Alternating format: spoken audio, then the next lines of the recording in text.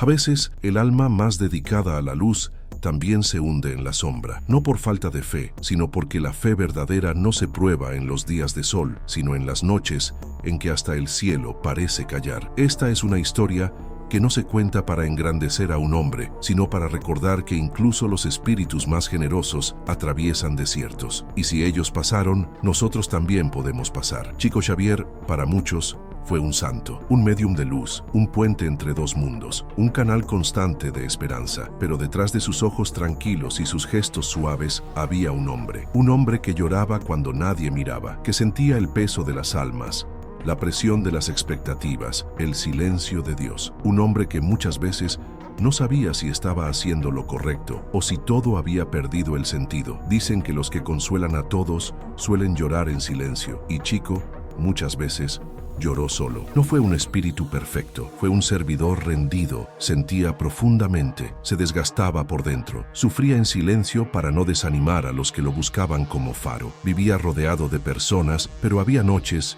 en las que su alma se sentía tan sola, tan profundamente desconectada, que hasta su oración parecía flotar sin rumbo. ¿Y si Dios ya no lo escuchaba? ¿Y si ya no era útil para la causa del bien? ¿Y si su misión había terminado sin aviso? Esas preguntas no se decían en voz alta. Vivían en el silencio del corazón, se mezclaban con el cansancio, con las enfermedades, con las críticas injustas, con la sensación de cargar un mundo que pocos veían. Porque Chico no solo era un médium, era un humano sensible, con una alma marcada por la renuncia, y como todo servidor espiritual sincero, conoció el límite. Una noche, mientras intentaba psicografiar, Chico se dio cuenta de algo estremecedor. Emmanuel no venía. La conexión se había cortado. No sentía su presencia. No recibía sus palabras. No había mensaje.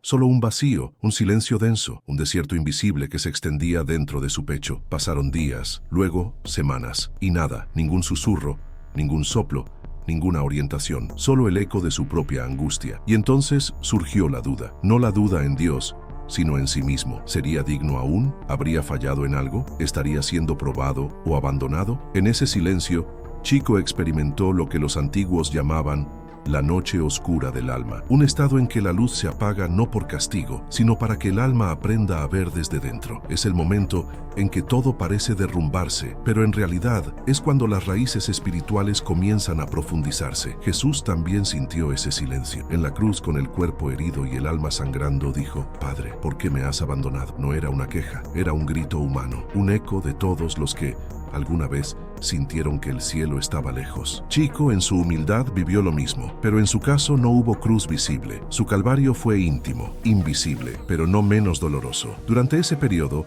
él continuó sirviendo, continuó orando, continuó ayudando, aunque no sintiera, aunque no oyera, aunque no recibiera ningún consuelo espiritual, porque entendió que la fe verdadera no se mide por lo que sentimos, sino por lo que decidimos hacer, incluso cuando no sentimos nada. Es en la ausencia que el amor prueba su fidelidad. En uno de esos días oscuros, Chico escribió una frase para sí mismo, que más tarde se haría conocida: no me fue prometida recompensa, sino trabajo. Y esa frase, dicha desde el vacío, se convirtió en una luz silenciosa que lo sostuvo, porque entendió que servir a veces es sembrar en la oscuridad, sin ver los frutos, sin oír aplausos, sin sentir calor, solo por amor. Y el cuerpo, naturalmente, recién. La mediumnidad constante, el contacto diario con energías de dolor, la sobrecarga emocional, todo eso deja huellas. Chico enfrentó crisis de salud, pérdida de visión, agotamiento extremo. Hubo momentos en que su alma parecía querer abandonar el cuerpo, no por deseo de muerte, sino por esa desconexión profunda que los médiums sensibles conocen bien, la sensación de estar entre dos mundos, sin pertenecer completamente a ninguno. Una vez, después de una jornada intensa de trabajo espiritual, Chico se sentó solo en su habitación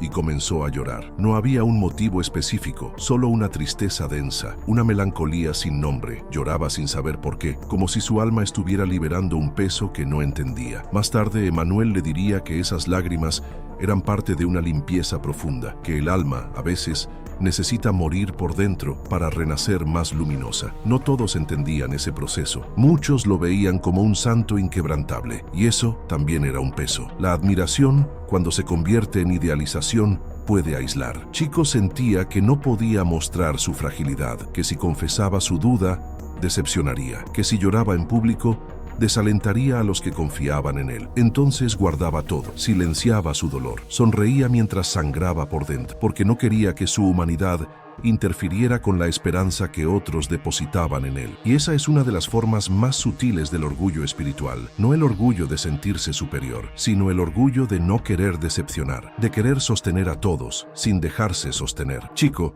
en su honestidad, también se enfrentó a eso. Tuvo que renunciar a la imagen del médium perfecto. Tuvo que aceptar su fragilidad, su cansancio, su necesidad de ayuda. En una ocasión, mientras atravesaba una de sus crisis más profundas, recibió la visita inesperada de una niña. Ella venía con su madre, buscando consuelo por la muerte de un hermanito. La niña, con sus ojos brillantes, le dijo: «Mi hermanito me dijo en sueños que usted iba a decirle algo bonito a mamá, para que ella no llore más». Chico, sorprendido, no sabía qué decir, pero algo dentro de él se encendió, una chispa, una ternura, una certeza, y de sus labios salió una frase que no había pensado: «Tu hermanito quiere que sepas que todavía duerme con ustedes en los sueños de mamá». Esa frase sencilla desató un llanto en la madre, y Chico también lloró, porque entendió. A veces es una alma pequeña la que viene a reanimar una alma gigante. A veces, una visita inesperada es el modo que el cielo encuentra para recordarnos que aún somos útiles, que aún hay amor fluyendo a través de nosotros, incluso cuando sentimos que ya no hay nada, y es ahí donde comienza la verdadera transformación. Después de esa visita, algo cambió en el corazón de Chico. No fue un milagro repentino. No volvió a oír inmediatamente la voz de Emmanuel, pero una semilla se activó dentro de él, una certeza silenciosa. Aún había servicio, aún había propósito, aún había amor. Y esa semilla, aunque tímida, comenzó a florecer poco a poco, sin prisa, sin promesas, solo con fe. Una fe más madura, más profunda, más real. No era la fe de quien siente la presencia espiritual en cada momento. Era la fe de quien confía incluso cuando todo parece ausente. La fe de quien sigue caminando aun cuando no ve el camino. Chico volvió a escribir, a consolar, a orar por otros, pero ahora con una nueva conciencia. Ya no se sentía el médium famoso. Se sentía simplemente un servidor, un trabajador del bien, un hombre que había renacido desde su noche más oscura. Y en ese renacer, también enfrentó otro tipo de ceguera. Por un tiempo, perdió la visión interior. No veía más a los espíritus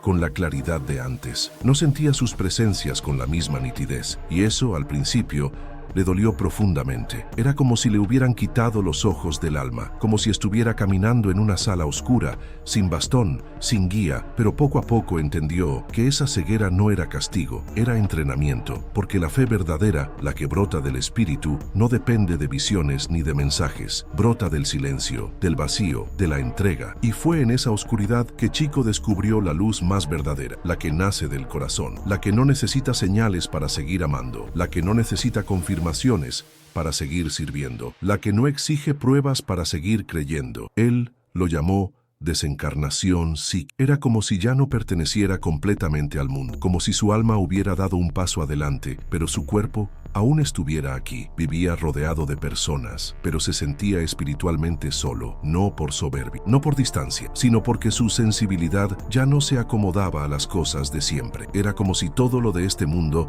le resultara denso, lejano, agotador. Este estado, según la doctrina, es común en los médiums misioneros en transición kármica. Es una fase en que el espíritu se prepara para partir, aunque aún tenga tareas por cumplir. Y Chico, aún sintiéndose muerto en vida, seguía, porque sabía que mientras hubiera un corazón que necesitara consuelo, él tendría una razón para quedarse. Pero incluso en ese estado hubo una última prueba, la más profunda, la más íntima. Chico se dio cuenta de que había construido una identidad sobre su misión, que se había apegado, sin querer, al rol de medium, al reconocimiento, a la admiración, no por vanidad, sino por miedo. Miedo de no saber quién era si dejaba de ser útil. Miedo de que, sin la mediumnidad, ya no tuviera valor. Y esa es la muerte simbólica del ego. Ese momento en que el alma necesita soltar su propia imagen para renacer como esencia. Chico tuvo que soltar al Chico Xavier que todos conocían para reencontrarse con Francisco, con el niño interior, con el servidor silencioso, con el alma desnuda, sin títulos, sin misión, sin expectativas, solo él y Dios. Fue un proceso doloroso, como el de la oruga que necesita disolverse en el casulo para convertirse en mariposa. Chico vivió ese casulo, cielo, esa desintegración, esa disolución. Y al otro lado emergió con una paz serena, no ruidosa, no extasiada, una paz hecha de aceptación, de humildad, de comprensión de que, en el fondo,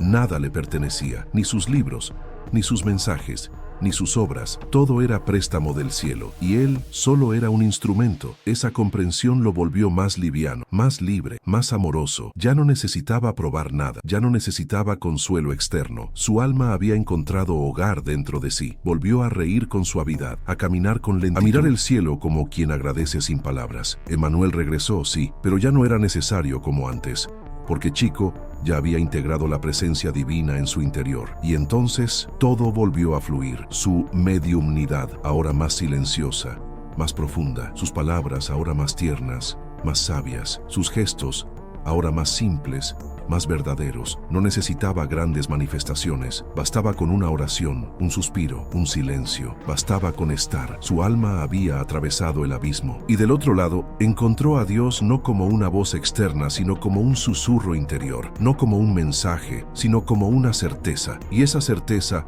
es la que hoy compartimos contigo. Porque si tú estás viviendo tu noche oscura, si has sentido que tu fe ya no te consuela, si has creído que Dios se ha ido, respira. No estás solo, no es el fin, es el inicio de algo nuevo, algo más verdadero, más profundo, más tuyo. Tal vez tu alma, como la de Chico, está siendo recreada desde dentro. Tal vez lo que sientes como vacío es solo el espacio que se está abriendo para que algo mayor pueda entrar. No te apresures, no te exijas luz cuando estás aprendiendo a ver en la oscuridad. No te castigues por sentir lo que sientes. Honra tu proceso, como lo hizo él, porque el alma que se arrodilla en la sombra un día se levanta cargando el invisible. Chico no fue perfecto, fue humano, profundamente humano, y por eso espiritualmente inmenso. ¿Y tú? Que sientes, que dudas, que caes, también estás en camino. Y si la noche parece larga, recuerda, el silencio de Dios no es ausencia, es trabajo, es preparación, es amor en forma de espera. Y si, al igual que Chico, tú también estuvieras renaciendo sin saber, hoy, solo por hoy, no pidas señales, no exijas respuestas, solo permanece con tu alma abierta, con tu fe, aunque frágil, con tu amor, aunque herido. Permite que esta noche te transforme. Y si esta palabra te tocó, si sientes que fue para ti, no te vayas solo. Únete a esta comunidad donde las almas caminan juntas, sin juicio, sin prisa, solo con verdad, porque nadie se ilumina sin pasar antes por su propia sombra. Y si esta oscuridad fuera tu mayor despertar,